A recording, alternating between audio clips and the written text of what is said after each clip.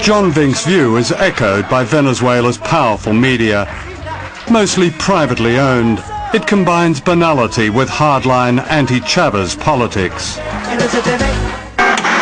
Al regreso, veremos otros peligros en las nuevas decisiones oficiales.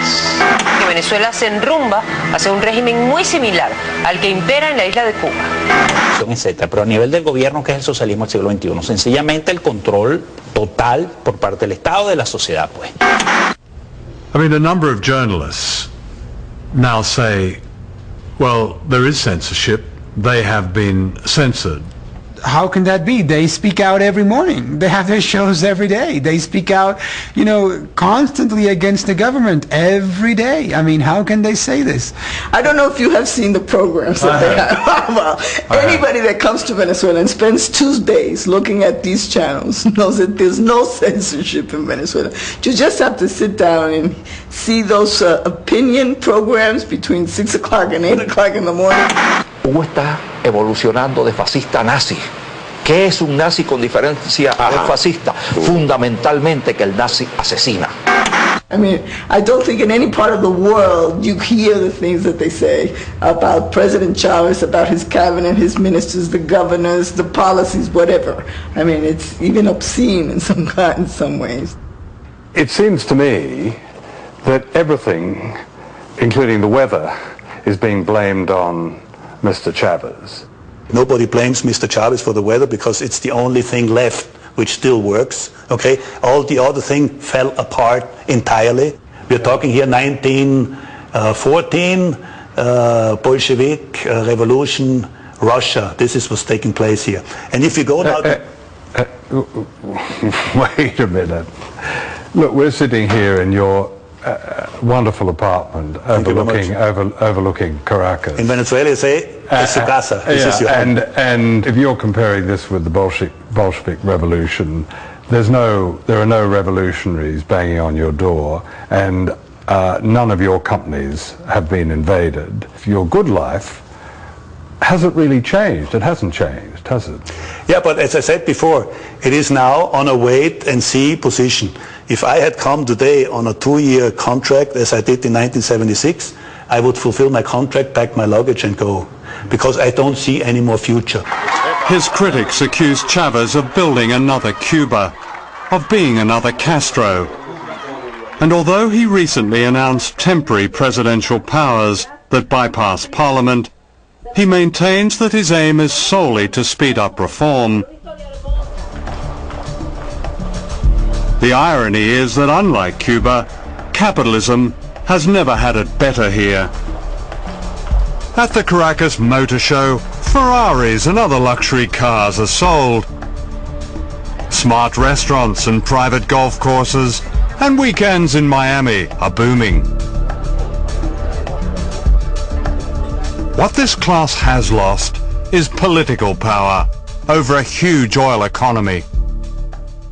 I think Venezuela, because it is an oil economy, its middle and upper classes are very much biased towards the U.S. and the American way of life.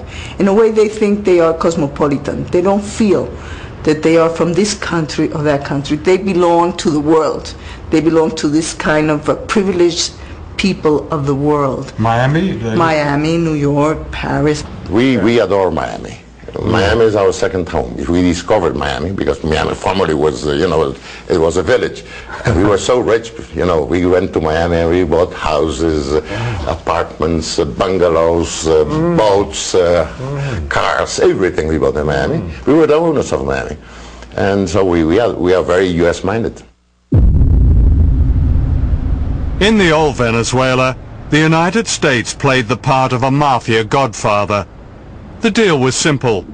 For supplying endless cheap oil, the Venezuelan rich kept a large slice of the profits. The election of Hugo Chavez ended the deal. Obviously, Venezuela is important because they're the third largest supplier of petroleum. I would say that Mr. Chavez, and the State Department may say this, probably doesn't have the interests of the United States at heart. We have been concerned with some of the actions of Venezuelan President Chavez and his understanding of what a democratic system is all about. Te digo que tratamos aquí de evitar el choque con el imperio, pero era inevitable. Yo fui a Casablanca, le di la mano a Clinton, hasta por teléfono. How are you, Mr. Clinton? How are you, Mr. Chávez?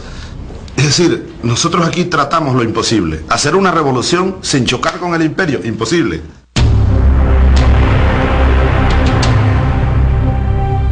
In Washington and Miami and the country clubs of Caracas, getting rid of Chávez became an obsession. In early 2002, secret plans were laid by the Venezuelan opposition, with the media leading the attack. ¿Usted cree que el presidente de la República está loco? Va llegando el momento en que todos hablemos de la transición, sin Chávez, por supuesto. Anti-Chávez protesters took to the streets, their anger inflamed by the media. Nunca ha venido alguien tan feo y tan malo como esto. Hugo Satanás Chávez Fríaz es el anticristo, es el demonio, es el diablo, es diantre, Lucifer. Él es el único que sobra aquí. The campaign to overthrow Chávez came to a head on April the 11th, 2002. An anti-Chávez protest march was called in the center of Caracas.